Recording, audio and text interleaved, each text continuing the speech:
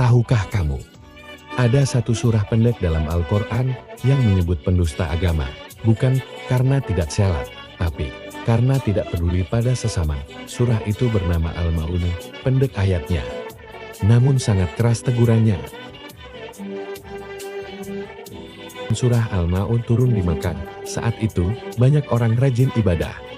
Namun keras hatinya, mereka salat di depan umum, tapi menghardik anak yatim.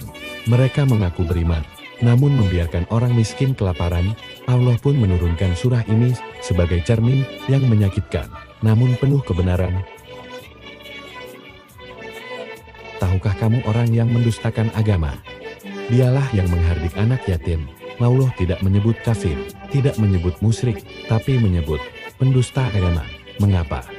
Karena hatinya mati, ia tak punya belas kasih, tak peduli pada yang lemah.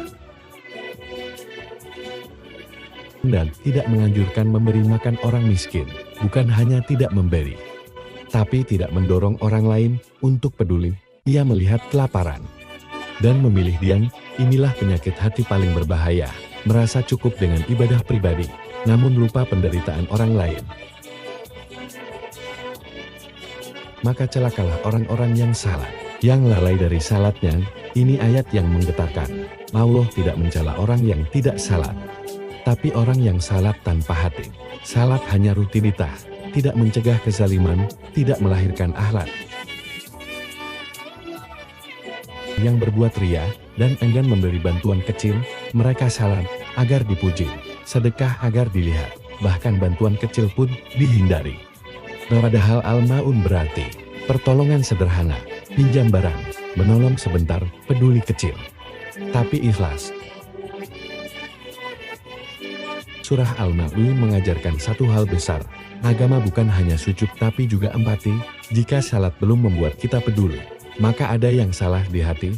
Mari jadikan ibadah sebagai jalan untuk melembutkan jiwa, bukan sekadar menggugurkan kewajiban. Agar Al-Quran terus hidup dalam hati dan perbuatan kita. Jangan lupa like, share, komen, dan subscribe untuk kisah inspiratif lainnya. Terus belajar dan dapatkan pengetahuan yang bermanfaat. Sampai jumpa di video selanjutnya.